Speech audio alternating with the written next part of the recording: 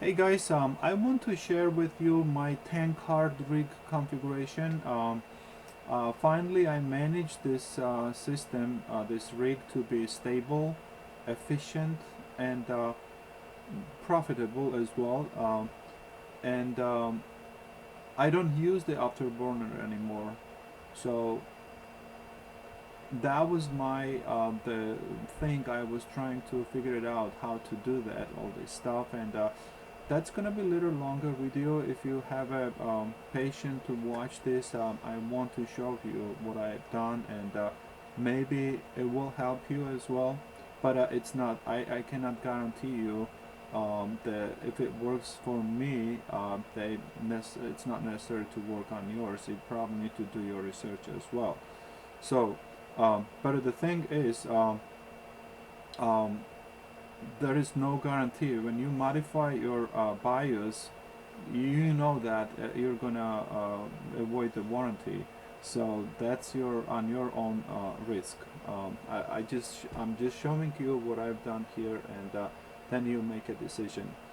I'm running this rig on the SROG H110 Pro BTC Plus. This is the motherboard type. Um, I'm using the Celeron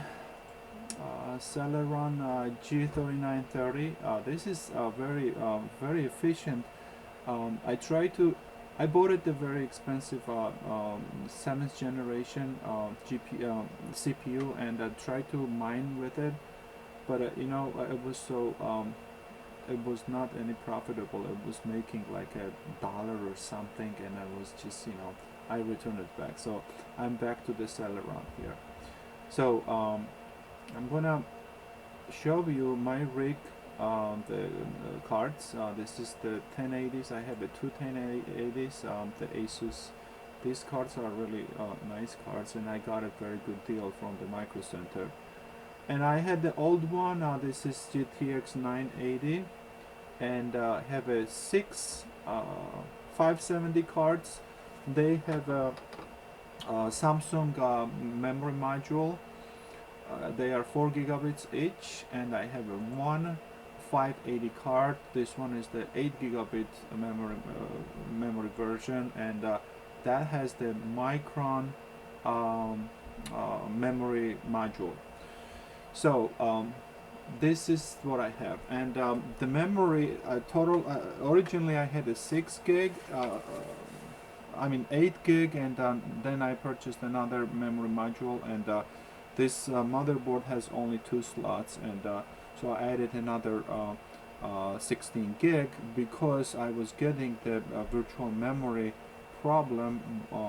Every time I would run like a 6 cards nice-ish program would just warn me every time I would run that.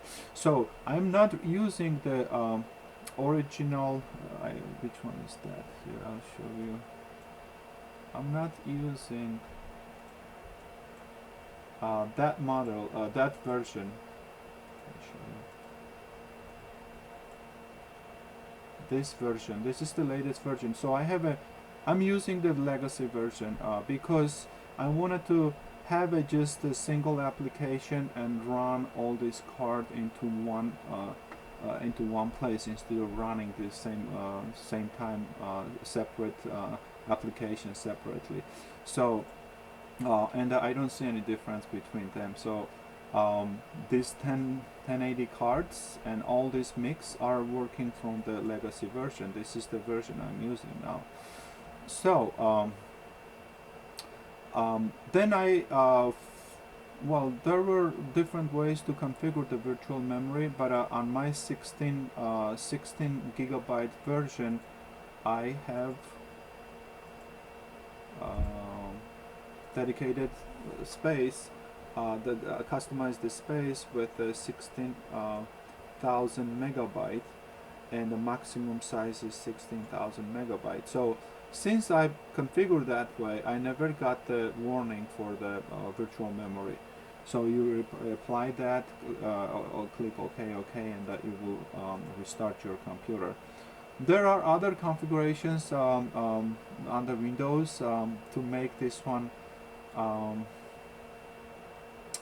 I I have to dig that. I didn't intend to show you all this stuff, but might as well. I'm doing that. I want to show you how I was able to configure the how I modded the BIOS. So there is a, if you want to not to use the Afterburner, then you have to modify the BIOS with the voltage settings as well. So I don't want to use the Afterburner because this program is just for one or two cards, that's okay. But if you're running like a 6 and more cards, that's sucking up lots of memory, and just Windows becomes unstable. So that I discovered that after I mean, this one, yeah, you can do memory configuration or GPU clock configuration same time. But what if you have a mixed cards like I have? That's very hard to manage, and every time you restart the computer, yeah, you can save the settings, but it was not working properly. So I decided to bypass the MSI Afterburner. So I'm gonna show you now how you're gonna back up the BIOS and all this stuff. So first thing first, you need to have 88 flash. It does not matter what version, but I'm using this version right here, and you have to run this application as an administrator. Um, so you select the card and just click on save. This one looks a little bit different, but anyway, click save, and you save the BIOS wherever you want to save it. So for the editing the BIOS, I'm not using the regular editor, like, let me show you, like a regular Polaris BIOS editor. This one, it's a good one, but I found a better one, and I want to show you that too. They call the SRP Polaris. So I found this program is much intuitive, and it gives you better. Maybe not.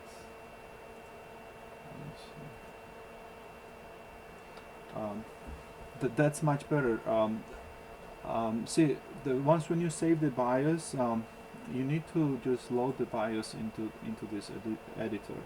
So this is the last one I edited, and I'm using that BIOS. So that's, here are the configurations on here.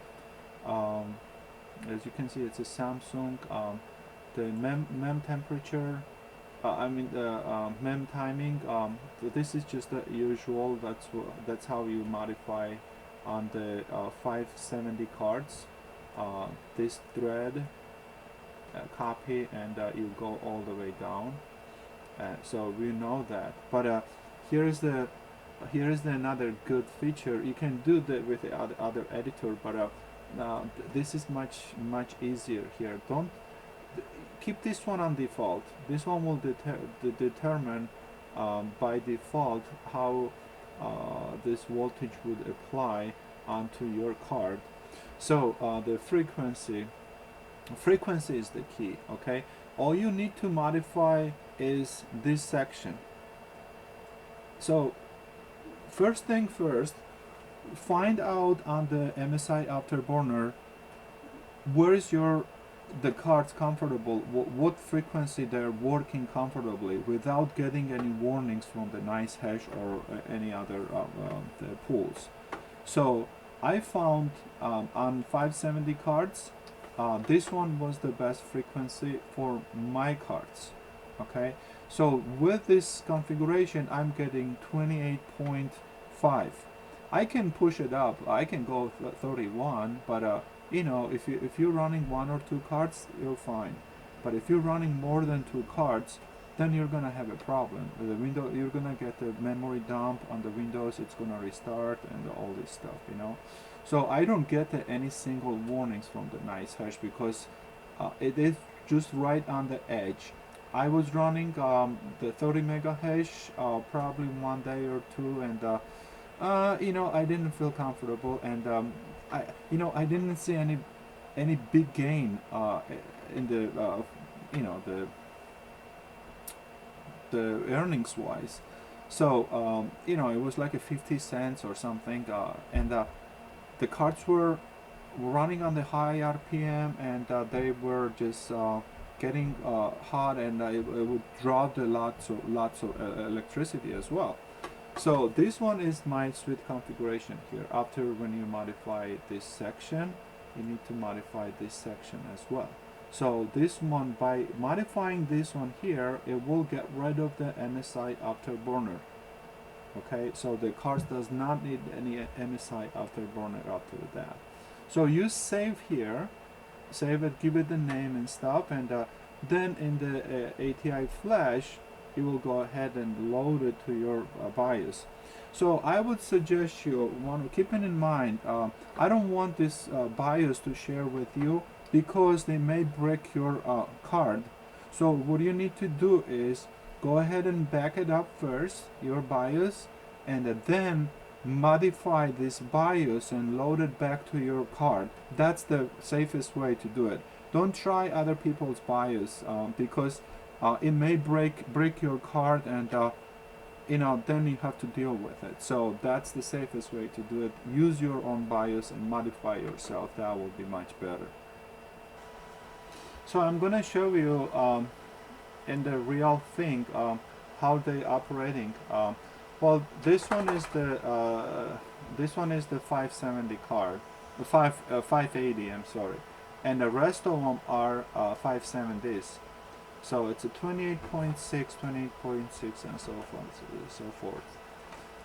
And this is I just stopped it because I don't want to use this GPU Z and switch it back and forth while you're mining. It may lock up your the rig, and you may have to restart the computer. But for the demonstration purpose, I just want to show you that when you're running the mining, don't use the everything, the gauges and all this stuff. It takes lots of resources from the because it's requesting the access to the GPU, and it just I don't want you to interfere the mining process while you're mining, or the ideal is some people are using the computer as surfing, and while they're mining, that's gonna degrade the process of the mining. And also make sure if you're using the GPU card for the video output for your monitor, that's not a good way to have it too. Just remove that and change in the BIOS and use the GPU from the motherboard directly, not from the GPU card. So that will be have a little breath. Your GPU cards can do one job, not the multiple tasks. So that's another point. So another beauty stuff I want to share with you will be sensors. Go to the sensors here. You probably have noticed the temperature does not exceed the 60 Celsius. It goes to 59 and it comes down automatically. And look at that, the power draw 70 watt on per card. I can switch one and pick just random one here. Okay, it's gonna take some time to switch because it's mining also, but it will kick on. So it's gonna detect. There we go. See, it's gonna come down. It does not go over 60. May 61, but I have not noticed yet. And I look at the power draw. 68 watt, and I'm mining on the 28.6 megahash. This is awesome. I never had that kind of stuff. I can increase that, but then they will increase the wattage draw as well. But this is the sweet spot here for these cards. They are stable. I don't get any warning, and you know, every time you restart the miner you lose money, right? So make sure, just drop it down a little bit and make this stable. And I mean, overall draw, power draw is, let me tell you, 570 watts. I got it 2 gauges from the 2 different power supplies, and 1000 1100 watts. So 1600 watts I'm drawing for 10 cards, 10 GPUs. And these are the 1080s here. They are using lots of power as well. And my power supply is, one is the EVGA 1000 gold edition, and the second one I have a Chinese one. The big power supply has 8-pin connectors and 6-pin connectors. You can easily run 20. This is rated for 2400 volt power, and you can run it, this one, under 220 or 110 volt, and it's been working just fine.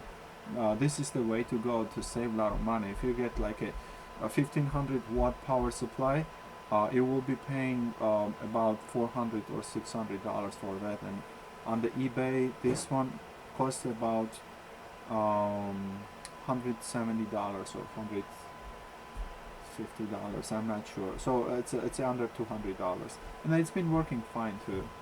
So that's the beauty here. The power draw is that much, and no warnings, no MSI Afterburner, and the whole entire rig is pretty stable. Alright, that's what I'm going to show you guys. Thank you for watching.